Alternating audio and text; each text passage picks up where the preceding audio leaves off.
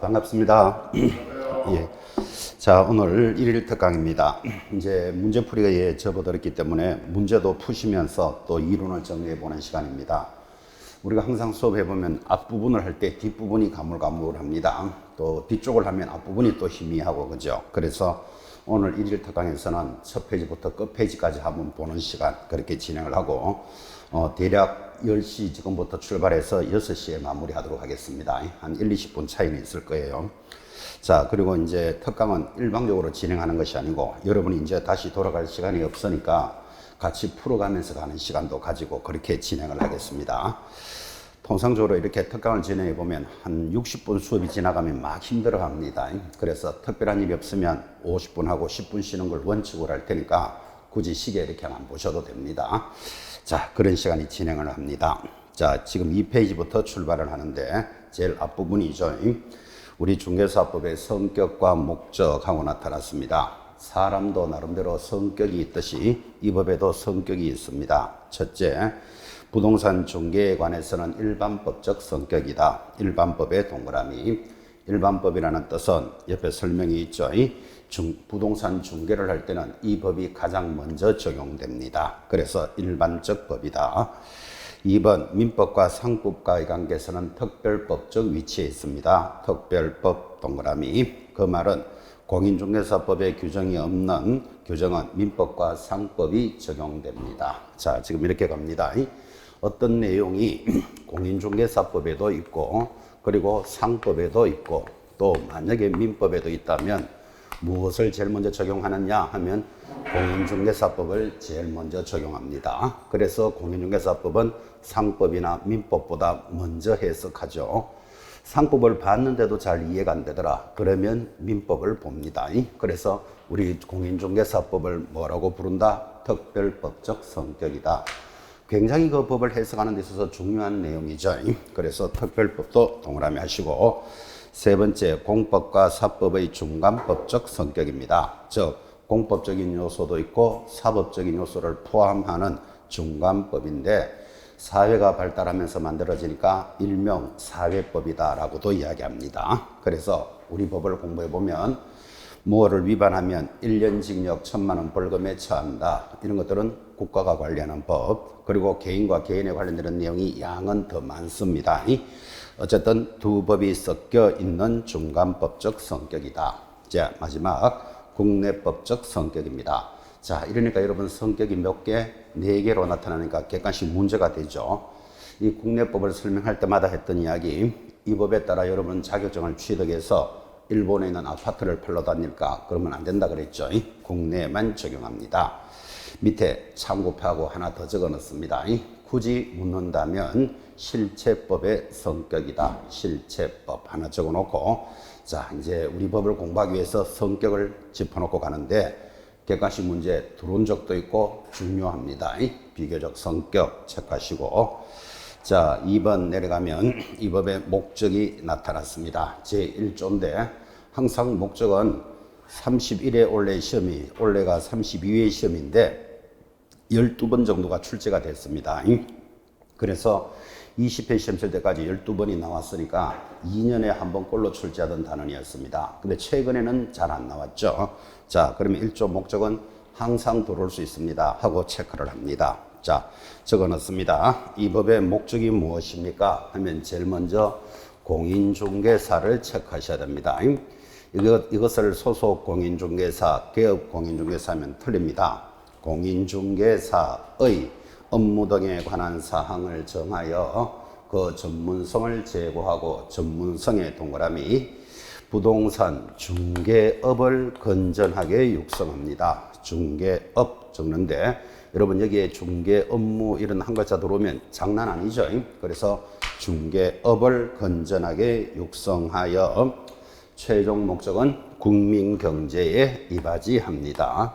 이를 국민의 재산권 보호에 기여한다 등 아주 많이 출제했었습니다. 국민 경제에 이바지함을 목적으로 한다 해서 제1조 목적은 한번 나와보세요 하고 기다리셔야 됩니다. 그래서 항상 목적은 짚어놓고 넘어갑니다. 자, 드디어 내려가면 테마 2번 용어의 정의입니다. 이제 사실상 여기서부터 우리 단어는 본론이 시작되는데 자, 용어는 모두 6개가 제시되어 있고 이 용어의 정의는 반드시 암기하셔야 됩니다. 이 용어를 이해하면 오히려 틀리는 단어이다 이렇게 공부하셨고, 자, 반드시 암기를 해야 되는데 이 중에서 첫 번째 1번 그래도 중개가 제일 중요하지 않겠나요? 자, 중개에 대한 개념입니다. 첫째 줄에 중개대상물에 대하여 거래 당사자 간의 매매, 교환, 임대차 그 밖의 권리의 덕실 변경에 관한 행위를 알선하는 것, 이렇게 암기하셔야 되고, 이 암기를 한 것에 대해서는 어떤 내용이 추가로 들어오더라도 틀리고 있는 내용을 빼도 당연히 틀리죠. 그죠? 대표적으로 많이 나왔던 거 매매, 교환, 임대차 그 밖의 권리에서 그 밖 동그라미 해놓으시고 그거 빼고 출제 잘 했었습니다. 이 그 밖이라는 말은 옆에 매매, 교환, 임대차가 채권적 행위면 그 밖의 권리는 물권적 행위니까 그 밖을 빼버리면 물권적 행위는 안 된다는 표현이 되니까 중요하다. 지금 그렇게 해야겠죠. 자, 일단 그 밖의 권리 딱 잡아놓고 이것을 알선하는 것이니까 이를 그림으로 참 많이도 이야기했습니다. 물건을 파는 사람 갑이 있을 겁니다. 사는 사람 을이 있겠고 여기 개공사가 중개를 하고 있습니다. 여러분 이 중개라는 그림이 지금 읽었던 내용을 그대로 흡수합니다. 자, 다시 중개가 무엇입니까 하니까 중개 대상물에 대하여 이렇게 나가니까 주로 부동산이겠죠. 좀 다음 시간에 바로 중개 대상물을 합니다. 이 물건에 대하여 거래 당사자인 갑과 을 사이에 두 사람이 이 물건을 매매도 하고 교환도 하고 임대도 하면서 그 밖의 권리라는 것이 있는데 그 권리의 덕실이 서로 바뀝니다. 어떻게? 을이 대금을 납부하면 아파트 소유권이 이렇게 넘어오는 게 매매잖아. 그죠? 덕실이 변경하는 것을 알선해 주는 것, 이를 중개라 합니다. 자, 그림도 아주 많이 볼 거고 글자 그대로 암기를 하셔야 되는데, 자, 그 밑에 있는 내용들이 이제 시험에 들어옵니다. 그래서 이 내용을 이해하고 보니까 부동산 자체를 대상으로 하는 것이 아니라 법률 행위가 중개의 대상이다. 내내 수업 중에 전달했지만 여러분들은 법률 행위 하면 이꼴, 계약, 저절로 붙어야 됩니다. 또 계약은 뭡니까? 이렇게 물으면 매매, 교환, 정려 이렇게 저절로 세 마디가 연결이 됨으로써 해결되는 게 굉장히 많습니다. 법률의 사실, 법률의 요건 이런 표현하고는 구분하셔야 되겠고 법률 행위, 계약이 성립하도록 하는 게 중개의 대상이다. 지금 읽은 말이 무슨 말인가 하면 여러분 그죠? 여기 중개공사가 퇴근을 하면서 오늘 아파트를 하나 나 중개하고 왔다. 중개하고 왔다 그럽니다. 뭐를요? 아파트를. 그럼 여러분들은 아파트를 소개하고 오늘 수수료를 받는구나. 이제 이렇게 이해가 될 건데 아파트를 중개했다 할 때 그 중개가 이 아파트라는 물건을 포장을 해가지고 사는 사람 집까지 물건을 전달하는 게 중개가 아니다 이 말이에요. 부동산 자체가 아니라 법률 행위가 대상이다. 법률 행위가 뭐다? 계약을 하는 게 중개지 물건을 직접 배달하는 게 아니라는 뜻을 이해 잘 하셔야 돼요. 그때 그러면 권리를 대상으로 하는데 권리가 뭐냐 하고 이제 뒤편에 나올 겁니다. 그때 이 중개라는 성격은 보조하는 사실행위로서 사실행위의 밑줄, 의뢰인의 단순한 사자라는 것은 심부름꾼, 그리고 대리인으로서의 행위가 아니라 또 마지막에 줄 것입니다. 독자적 행위이다. 이런 표현들은 중요하죠. 자, 읽은 말을 해석하면 이렇습니다.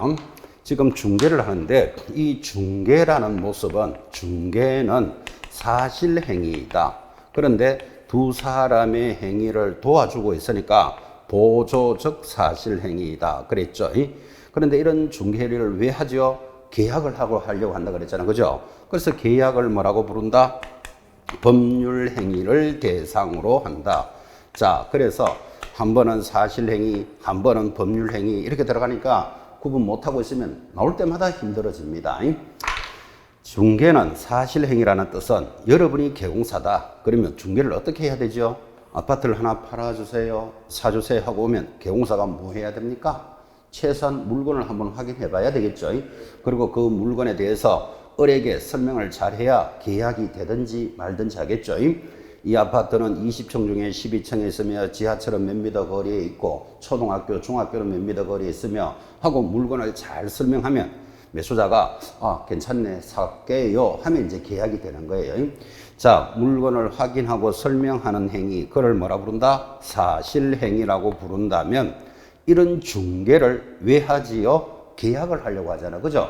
계약을 하려고 하니까 이거를 뭐라 그런다? 법률행위를 대상으로 한다라는 개념을 익히셔야 됩니다. 요거를 반대로 잘 넣습니다. 법률행위, 사실행위를. 그러니까 이런 말들을 이해하시려면 여러분들은 법률행위는 계약이라는 게 딱 잡혀 있어야 돼. 그죠? 법률이 계약을 하려고 지금 중개를 하는 거잖아. 그죠? 그렇게 해서 개념을 잡으시니까 그러면 두 사람의 행위를 도와주니까 이거를 보조적 사실행위다. 이렇게 말하지 이 사람들을 대신해주는 대리인의 행위도 아니고 심부름꾼, 사자의 모습도 아니다. 지금 이랬잖아. 그죠? 그래서 대리인도 아니고 사자도 아니니까 개공사의 무슨 행위? 독자적 행위라는 말까지가 이제 중개라는 뜻이에요.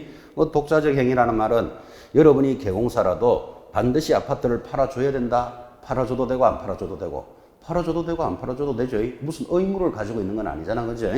팔아주면 좋고 수수료 나오니까 안 팔아준다고 교도소 보내겠다 이런 것도 없죠. 그러니까 의무를 가지고 있지 않으니까 이를 독자적 행위라고 하는 거예요. 그리고 이 사람을 언뜻 보면 대신해 주는 것 같은 대리인의 모습이다. X입니다. 이 사람들에 대해서 심부름을 해주는 사자의 모습이다 하면 X다를 익히셔야 됩니다. 그래도 용어에서는 중개가 제일 중요합니다.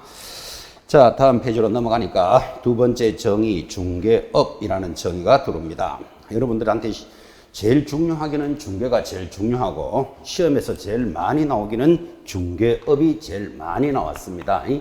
여러분 중개업이라는 정의를 공부할 때는 항상 중개업 하면 글자가 세 글자니까 조건이 세 개다. 항상 세 가지를 찾으셔야 된다. 이렇게 이야기했습니다.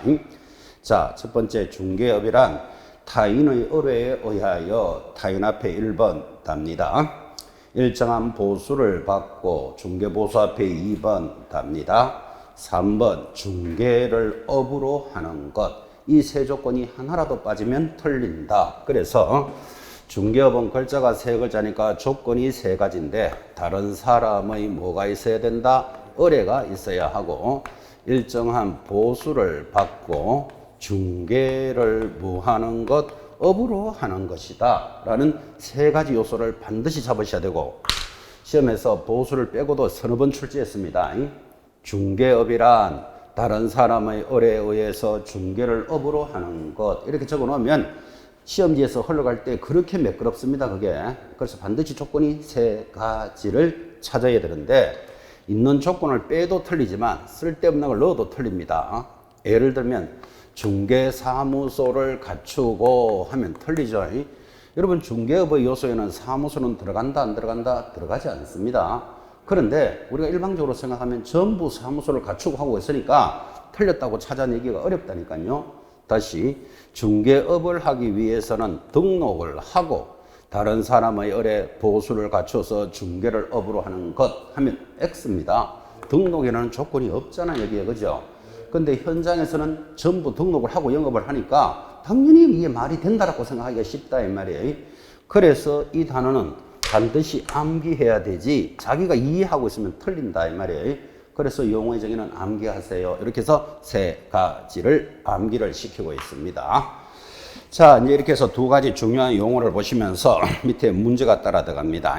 자, 문제 역시 오른쪽에 해답과 해설은 다 있습니다. 근데 해답 해설 보지 마시고 오늘 특강하는 하루만이라도 전체에 대해서 한번 고민해 보는 시간. 자, 3페이지에 있는 옳은 것을 모두 고르시오. 자, 빠르게 읽으시면서 O 또는 X 빨리 표시하시기 바랍니다. 그래서 빨리 표시한 것에 대해서 여러분이 틀리게 나오면 이제 다시 그 부분만큼은 다시 관리하는 시간 시작해 봅니다. 만약 공부를 하신 분은 이 시간에 다시 한번 더 새깁니다.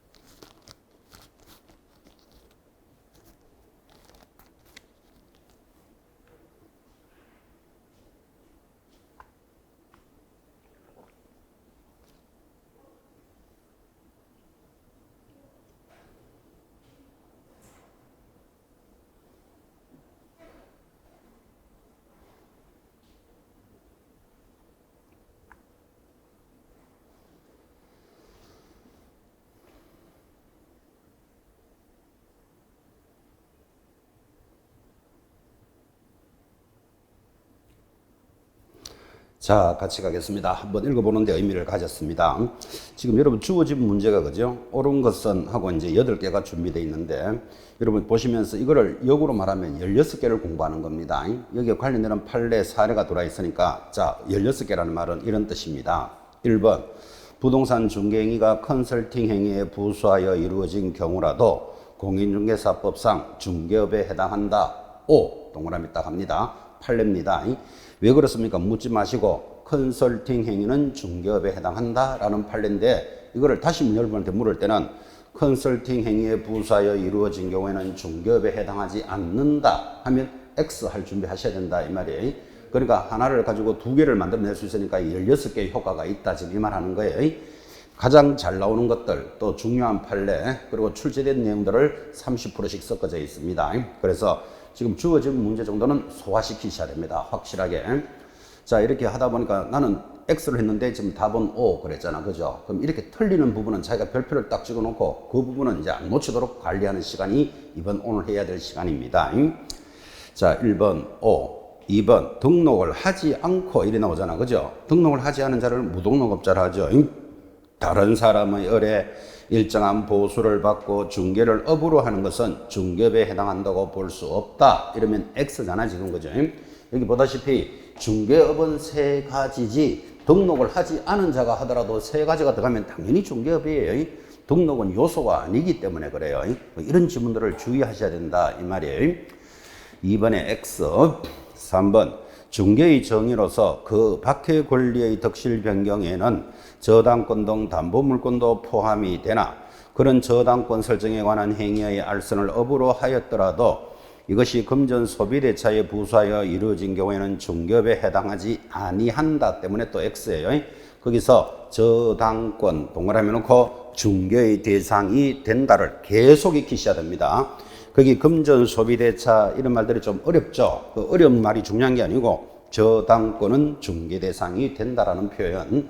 그럼 이거를 다시 이야기하면 저당권은 해당하지 아니한다. 그러면 X다 이 말이에요. 지금 그죠? 아니한다니까 X. 4번 중개행위란 개공사가 거래 쌍방 당사자로부터 의뢰를 받은 경우뿐만 아니라 일방 당사자의 의뢰에서 중개 대상물의 매매, 교환, 임대차 그 밖의 권리의 덕실병에 관한 행위를 알선하는 것도 포함한다. 5. 판례입니다. 무슨 소린가 하니까 지금 우리는 통상 이렇잖아요. 이 아파트를 하나 팔아주세요 하고 의뢰가 오고 하나 사주세요 하고 의뢰가 오면 보통 중개가 일어나는데 자, 아파트를 팔아주세요는 왔는데 살 사람은 없어요. 그러면 개공사가 B 개공사에게 당신이 매수자를 좀 찾아보세요. 이럴 수도 있다 없다? 있죠. 일방으로 들어오는 중개도 중개에 해당한다는 게 판례의 모습이다. 그런 뜻입니다. 그래서 4번에는 5번 개공사가 타인이 건설한 건물의 분양을 대행하는 경우에도 그러한 행위가 영업성, 반복성이 있다면 중개사법상 중개업에 해당한다. X입니다. 타인이 건설한 건물을 분양하는 것, 분양업이지 중개업은 해당되지 않습니다. 이것도 판례이기 때문에 X 딱 찍으시고 자 6번 중개계약 체결 시 보수의 약정은 하지 않고 이건 얼마나 중요하길래 뒤편에 보수편에서 또 나올 겁니다. 하지 않고 거래계약을 성사시켰을 경우라도 개공사는 의뢰인에게 보수를 청구할 수 있다. 맞다. 그죠? 오죠. 봐요. 여러분 아파트를 하나 팔아주세요 하고 오니까 개공사가 이거 팔아주면 수수료가 300입니다. 약정을 하지 않더라도 나중에 청구할 수 있다라는 판례 상인의 위치에 있기 때문에 그래요. 그럼 이거를 다시 역으로 걸 때는 이렇게 걸겠죠. 의뢰를 할 때는 수수료에 대해서 약정을 하여야 수수료를 받을 수 있다. 그러면 X다 이 말이에요. 그래서 하나의 모습의 의미를 잘 새기셔야 됩니다. 중요합니다. 그래서 6번에 5, 7번 개공사가 보수는 받지도 않고 중개 행위를 하는 경우에는 중개업에는 해당되지 아니하나 중개사법의 적용 대상은 된다. 당연하지. 옵니다. 봐요. 중개업에는 반드시 보수가 들어가야 돼. 그래서 보수를 안 받으면 중개업에는 해당하지 않지만 보수를 안 받았다고 이 법이 적용하지 않는 것은 아니다. 그런 뜻이에요. 예를 들면 여기 중개를 하다가 개공사가 사고가 났어요. 그러니까 개공사가 받았던 수수료 돌려줄게. 없는 걸로 합시다. 그래가지고 될 문제도 아니다. 아니지. 그 보수를 받지 않았더라도 이 법의 적용을 받는다. 이런 모습들의 의미를 잘 새기셔야 됩니다. 5. 8번 법인인 계용사가 다른 계용사를 대상으로 중개업의 경영 정보를 제공하고 보수를 받으면 이는 중개업에 해당하지 않는다. 그지요? 중개업은 아니고 이거는 겸업이에요. 계용사가 할 수 있는 업무지 중개업은 아니잖아. 그죠? 중개업이라면 이 말을 기억하셔야 돼요. 보고 계십니까? 중개업은 다른 사람의 을에 보수를 받고 중개를 업으로 하는 게 중개업이에요. 그죠? 그렇게 해서 OX로 정리했습니다. 옳은 것 정했으니까 이제 오늘 수업 진도를 여러분 빠르게 한번 읽고 OX를 관리하시되 2배로 확장을 한다는 것을 의식해 놓으시고 그 다음 빠르게 읽으시면서 체크했던 내용이 횡이나 틀린 게 발생하거든 그런 문제는 주의하셔야 된다. 그렇게 진행을 할 겁니다. 자, 오른쪽 4페이지 가운데 특수법인에 대해서 설명을 합니다. 특수법인은 중개사법을 따르지 않는 자를 특수법인이라 합니다. 업무 지역이 어딜까요? 이렇게 물으면 옆에다가 전국 적어 놓습니다. 법인이니까 특수법인도 전국이 대상입니다. 보전금액은 2억입니다. 2억 적어 놓고 거기 두 줄 내려오면 지역농협만 1,000만 원을 적용합니다. 아주 그놈은 똑똑하죠. 지역농협 1,000만 원 줄 거고 그 다음 오른쪽 3번 우리 중개사법에 있는 법인의 등록 기준을 적용하느냐 이렇게 물으면 적용하지 않는다. 중개사법의 등록 기준을 적용하지 않으니까 이거를 특수법인이다 그렇게 부르는 거예요. 특수법인 지금 체크했던 박스 안에 있는 내용 정도는 익히셔야 됩니다. 우리가 특수한, 스페셜 이런 거 들어가면 억수로 좋아하는 경향이 있는데 우리 중개사법에서는 특수법인 별로 중요 안 해요. 왜? 중개사법을 따르지 않는 자들을 특수한 법인이란다. 보정에서 시험에 나올 때는 지역농협이 나오는데 지역농협은 보정이 1,000만 원이다를 익히셔야 됩니다. 자, 여기까지가 제2조라면 제3조는 중개대상물에 대해서 제시를 합니다.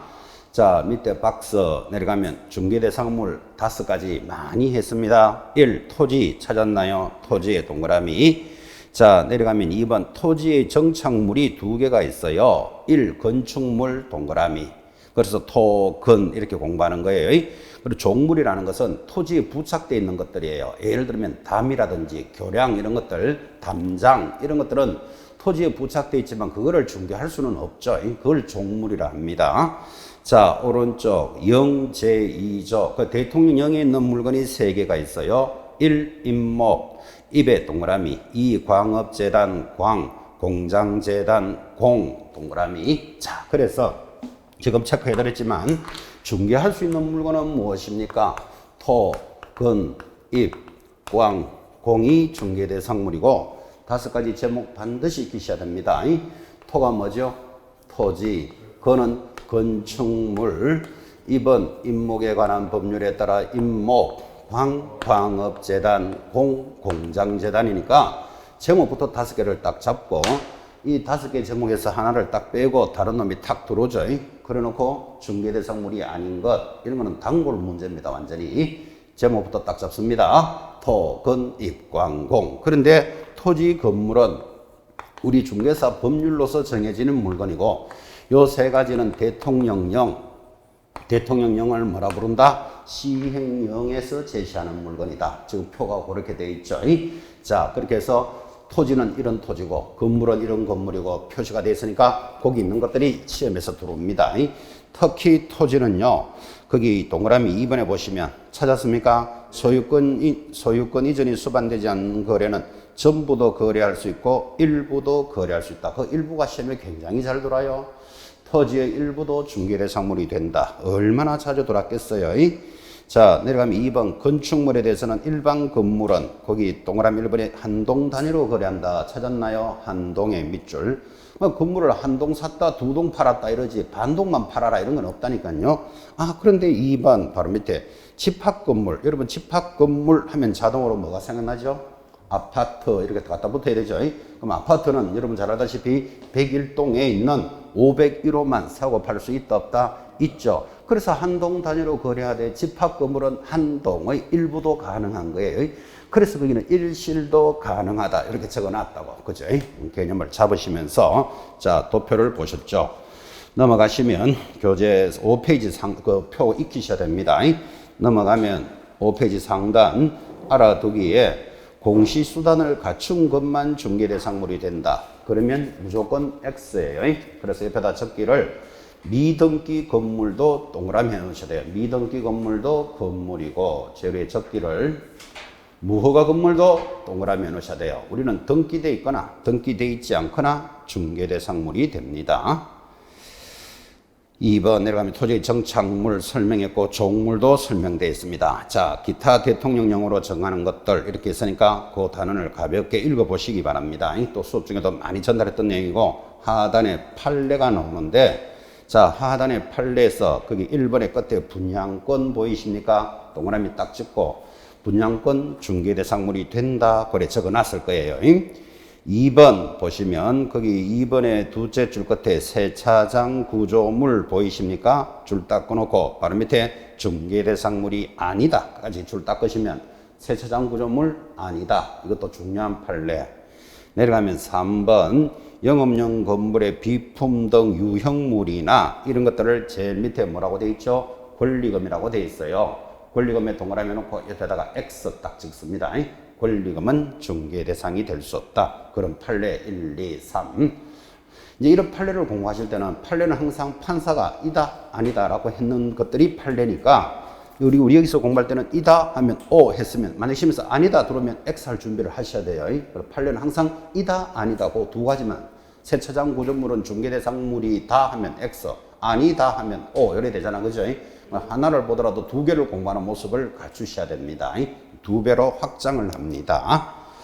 자, 오른쪽 6페이지로 가니까 이제 중개대상물인 것 아닌 것으로 가는데 좀 전에 우리가 중개대상물인 것, 토, 근, 입, 광, 공에 대해서 공부했고 토지는 일부도 가능하다 이런 내용들이 공부가 됐다면 이제는 안 되는 걸 한번 보자고. 그래서 6페이지 가면 토, 근, 입, 광, 공이라도 중개대상물이 되지 않는 것들 있으니까 이게 양이 많죠. 천천히 읽으셔야 됩니다. 대표적으로 내려가면 1번 동산 안 된다는 건 당연하죠. 우리는 부동산을 공부하는 사람이니까. 거기 내려가면 2번, 큰 2번입니다. 사적 거래가 불가능한 것. 예를 들어서 국공유재산. 덕수궁도 건물이잖아요, 여러분. 그죠? 덕수궁도 건물이지만 그런 것들은 국공유재산은 중개대상물이 안 되는 거예요. 또 토지도. 여러분, 토지는 중개대상물이 된다고 배우셨지만 학교 운동장 같은 토지는 중개대상이 안 되죠. 왜? 그게 국공유 나라재산이잖아, 지금. 그죠? 그래서 이것들은 안 되는 것들이다 하고 이렇게 쭉 뽑아놨다 이 말이에요. 되는 거 위주로 공부하는 게 원안이지만 안 되는 거는 이제 시험 객관식 문제를 대응하기 위해서 천천히 읽으시면 됩니다. 크게 어렵지도 않습니다. 제일 밑에 6번 보시면 자, 법정지상권, 유치권, 환매권 이렇게 들어오면 설정에는 중개가 될 수 없으나 이전, 다른 말로 양도에 동그라미 놓고 중개할 수 있다. 그런 것들이 좀 심학습이죠. 자, 그럼 그걸 가지고 묻습니다. 법정지상권 이렇게 딱 들어오면 중개대상물이 된다 안 된다? 안 돼. 그죠? 안 돼. 자체는. 근데 법정지상권의 양도 이래 들어오면 된다. 지금 그 말 하고 있는 거죠. 옆에 세 가지를 의식해 놓으셔야 됩니다. 안 되는 것도 한번 보라고 자료가 들어가 있습니다. 자, 넘어가면 제4조입니다. 우리 법 제4조는 7페이지에 공인중개사 제도 여러분이 너무나 잘 알고 계시고 또 이 단원을 공부하시는 분들이니까 자존심을 가지고 체크해야 되는 단원입니다. 자, 7페이지 제4조 공인중개사의 제도에 대해서는 그래도 하나 짚어야 될 거. 이 시험을 시험 치는 자가 누굴까요? 시험 시행기관. 이렇게 물으면 뭐라고 대답할까요? 원칙은 시도지사. 거기는 줄 하나 꺼놓으셔야 됩니다. 원칙은 시도지사. 예외적으로 국토장관도 시험을 칠 수 있는데 국토장관이 시험을 칠 때는 반드시 시험위원회 의결을 거쳐야 한다. 그 의결 앞에다가는 사전 하는 두 글자 좀 넣어주시기 바랍니다.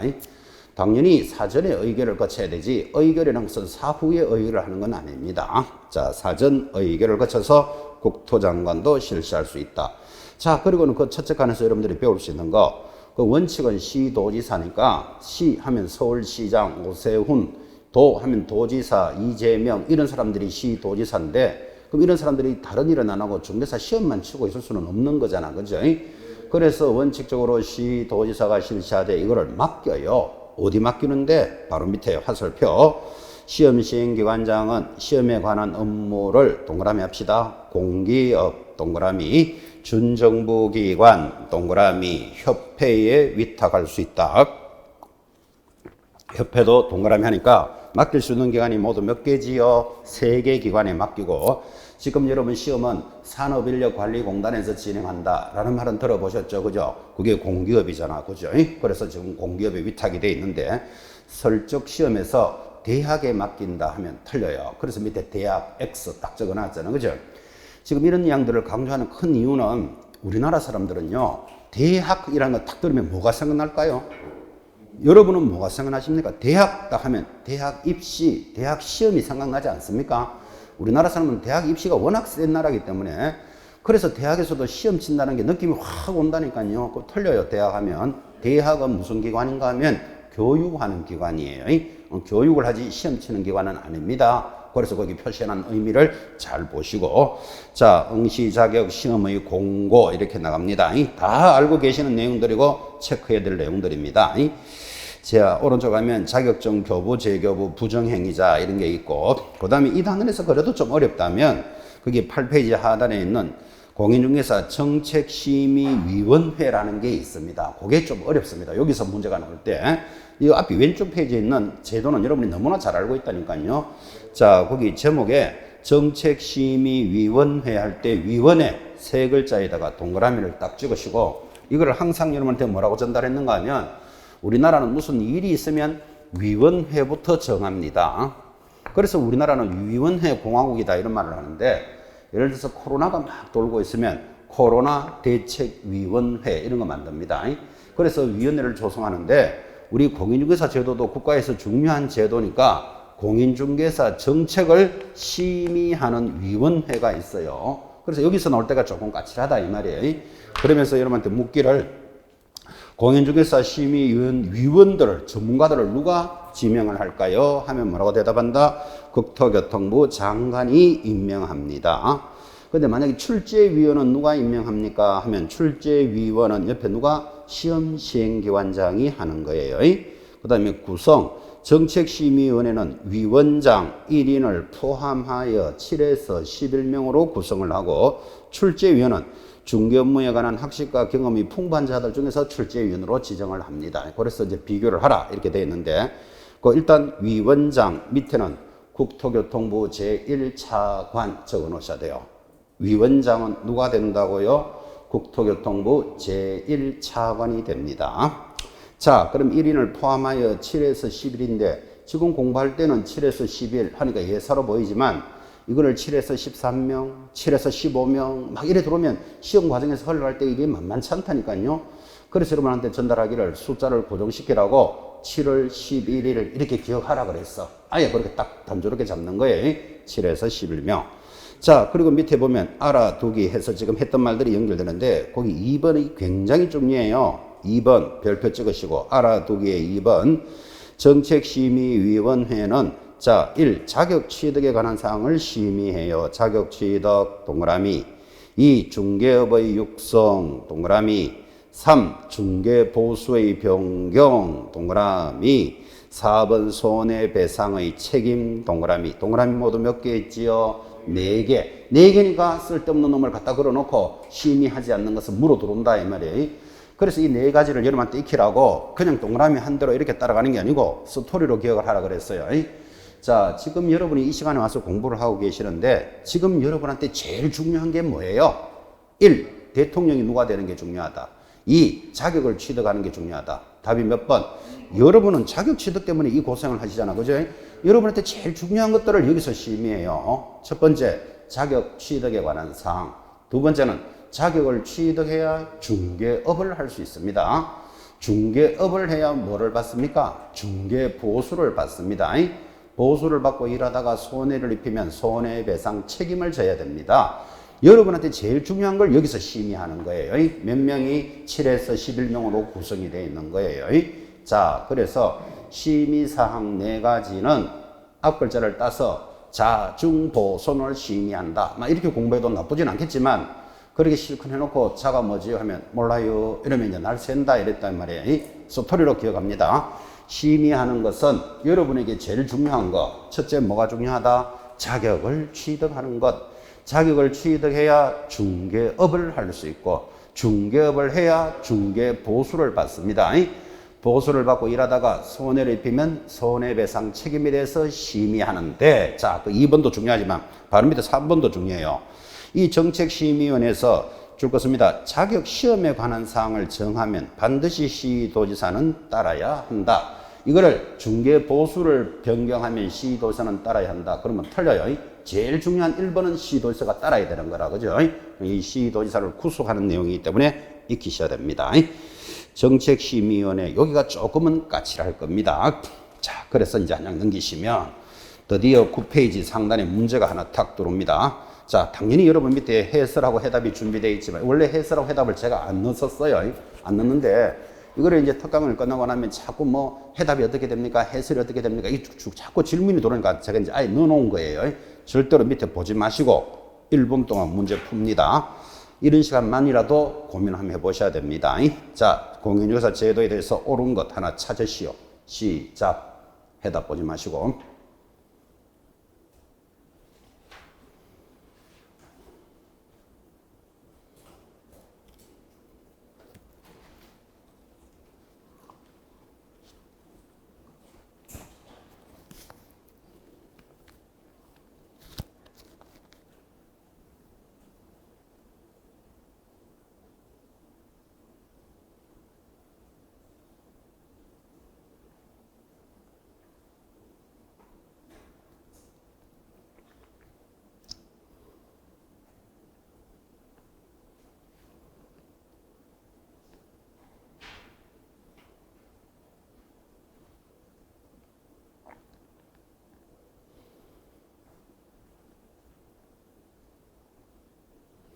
자, 1번 갑니다. 만만찮을 겁니다. 자, 옳은 것을 찾으시오. 답은 4번. 부정행위로 자격을 취득하여 등록을 받아 중개업을 영위하는 자는 무등록업자는 아니다. 그잖아요. 부정으로 등록했지만 등록은 돼 있는 자니까 무등록업자는 아니다. 오. 근데 이거 4번이 옳다고 체크하기가 안 쉽습니다. 여러분들. 자, 그러니까 결국은 등록을 하지도 않은 자를 무등록업자로 한다면 3년 징역 3천만 원인데 이렇게 부정하게 등록한 자도 무등록과 급은 같은 급이에요. 이것도 3년에 3천만 원에 해당되지만 이거는 부정하게 등록한 자지 무등록은 아닙니다. 구분을 하셔야 되고 이제 다음 시간에 바로 이어집니다. 등록. 자, 그럼 나머지는 다 틀렸는데 틀린 걸 맞다고 찍으신 분들은 이제 개과천선 하셔야 돼요. 자, 1번. 자격시험의 응시자가 개공사 등의 결격 사유에 하나라도 해당되면 시험에 응시할 수 없다. X. 응시할 수 있다. 그래서 공인중개사는 자격이 취소된 자는 3년, 부정행위자는 5년만 빼고는 누구라도 응시할 수 있습니다. 이 결격 사유이나 말기나. 여러분한테 수업할 때 얼마나 전달했으면 뻥띠안도 응시할 수 있다. 뻥띠안이 누구죠? 베트남 여인도 응시할 수 있고, 그죠? 하늘을 보고 1시간씩 웃는 자도 응시할 수 있고, 미성년자도 가능하고, 누구라도 응시합니다. 2번, 응시수술의 반환 절차와 반환 방법은 국토교통부령이 정하는 바에 따른다. 아, 요거 까칠하죠, 그죠? X예요. 자, 그럼 이거를 X를 알고 싶으면, 한 장 뒤로 돌려서 7페이지를 봅니다. 자, 7페이지 보고 계십니까? 아까 이론 시간에 일부러 읽으셔야 됩니다 하고 지나갔지만 왜 봐야 되는가를 가르치는 거예요. 그 7페이지 밑에서 하나, 둘, 셋, 넷째 줄까지 올라갑니다. 밑에서 넷째 줄 올라가면 3번 지금부터 줄 것입니다. 수수료의 반환 절차와 반환 방법은 찾았나요? 거기 뭐라고 돼 있죠? 시험 시행 공고에서 정하는 바에 따른다. 아주 독특한 내용이 하나 보이죠, 그죠? 자, 그거 줄을 끄셨다면 다시 문제로 돌아와서 9페이지에 상단이 2번 응시수수료의 반환 절차와 반환 방법은 국토교통부령이 아니고 뭐라고 돼 있죠? 시험시행 공고문에서 정합니다. 이제 한 열흘 줄 있으면 시험시행 공고문 들어옵니다. 이런 것들을 한번 읽으셔야 돼. 그래서 이제 문제를 왜 보고 왜 이론을 봐야 된다를 가르치고 있습니다. 3번도 틀리나요? 자격증을 분실하거나 훼손하면 시험 시행 기간에 재교부를 제출해야 한다. 웃깁니다. 자격증은 무조건 누구에게? 시도지사에게 교부를 합니다. 틀렸고 5번 공인중개사인 개공사가 공인중개사법을 위반하여 형벌을 받으면, 자, 형벌에 줄 딱 꺼놓고 밑에다가 앞으로 형벌이라는 말이 나오면 징역 또는 벌금 이 뜻이에요. 이런 것들이 여러분한테 실력입니다. 실력. 형벌 하면 뭐라고요? 징역 또는 벌금. 이게 돼야 된다고. 징역 또는 벌금을 받으면 자격이 취소된다. X잖아요. 자, 그러면 자격 취소 사유를 알아야 되는데 여러분 암기표 1번에도 들어가 있지만 자격이 취소되는 사유는 암기표 1번에 있다는 말은 무조건 나옵니다. 제목이 뭐였죠? 양대로 부정을 징하게 하면 자격이 취소되는데 이때 징은 이 법을 위반해서 징역을 받으면 취소되지 벌금은 취소되지 않습니다. 그러니까 지금 지금과 같은 지문 형벌을 받으면 자격이 취소된다. X잖아요. 징역을 받아야만 취소, 벌금 받아도 끄떡도 안 합니다. 자, 그래서 문제를 어떻게 거는구나 하는 것을 의식하시고 기왕이면 자격 취소 사유도 익히셔야 돼요. 자격이 취소되는 사유는 뭐라고요? 양대로 부정을 징하게 하면 자격이 취소되는데 양이 뭐지요? 양도하거나 대여하거나 부정하게 취득하거나 정하면은 정지받은 자가 뻐적뻐적이라거나 이 법을 위반해서 징역을 받으면 취소됩니다. 자, 지금 암기표는 여러분한테 다 배부도 되어 있지만 혹시 오늘 안 가지고 계시는 분은 교무실에 가시면 좀 이따가 내주실 겁니다. 지참해서 이번 시간에 참석하셔야 돼요. 양대 부정 징하면 자격이 날아가는데 징역형을 받아야 되지 형벌하면 징역이나 벌금이기 때문에 틀리는 문제입니다. 자, 1번 문제는 가볍지만 여러분한테 많은 것을 요구합니다. 어떻게 공부하는구나. 그죠? 자, 쭉 밑에 내려가면 판례가 있습니다. 단순하지만 자주 나왔던 거. 1. 무자격자가, 무자격자는 자격이 없는 자가 자신의 명함에 줄 것입니다. 부동산 뉴스 대표 이렇게 줄 딱 꺼놓고 대표자 김갑동이라는 명칭을 기재하여 사용하면 여러분들이 그런 명함을 예를 들어서 받았다면 그 사람은 공인중개사 자격이 있다고 본다, 없다고 본다. 우리 판례는 자격이 있다고 보니까 유사 명칭으로 처벌한다 그런 뜻이에요. 그러니까 부동산 뉴스 대표에는 공인중개사라는 말은 한마디도 안 들어갔잖아, 그죠? 그래도 일반인들은 이 사람을 공인중개사로 오인한다. 그러면 자격이 없는 자가 이렇게 쓰면 된다, 안 된다? 안 된다. 지금 그 이야기 하려고 하는 거죠. 옆에다가 위반 시 1년 징역 1,000만 원 벌금 적어 놓으셔야 돼요. 그래서 공인중개사도 아닌 자가 공인중개사인 것처럼 하면 1년에 1,000만 원이고 거기 부동산 뉴스 대표에 줄 것이었죠. 거기다가 이것도 해당되는 거예요. 부동산 카페도 똑같은 말이에요. 요 줄 다 끊으시고. 그래서 부동산 카페라고 적는 것도 이 사람 자격증이 있는 걸로 보겠다라는 취지예요. 자격증 없는 자가 이래 적으면 1년 징역 1,000만 원 벌금에 해당하는 사유입니다. 자, 그렇게 해서 여러분들은 이제 제4조 공인중개사 파트까지 가볍게 입문했습니다. 이어지는 단원이 이제 우리 단원의 오리지널 본론입니다. 이 테마 5번이 중개업의 등록인데 이게 왜 오리지널 본론인가 하면 이렇게 자격증을 취득한 사람은 결국은 중개업을 하는데 목적이 있죠. 그죠? 중개업을 하는 절차로 접어드니까 오리지널 본론입니다. 자, 10분만 쉬었다가 이제 다시 해맑은 정신으로 따라갈 겁니다.